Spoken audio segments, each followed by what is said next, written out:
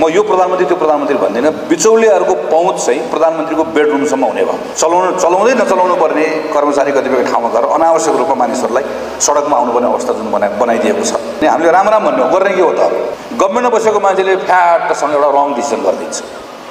म आफै राजनीतिक संयन्त्रमा छु, तर त्यो संयन्त्र भनेको त म सरकार त होइन नि त। सरकारमा क्याबिनेटको बैठक बस्छ, क्याबिनेटले निर्णय गर्छ। मैले क्याबिनेटमा गरेको निर्णय गर्ने मान्छेको कलम समाउन जान पनि सक्दिनँ, रोक्न पनि सक्दिनँ। उसैले गर्ने जिम्मा उसैले लिनुपर्छ।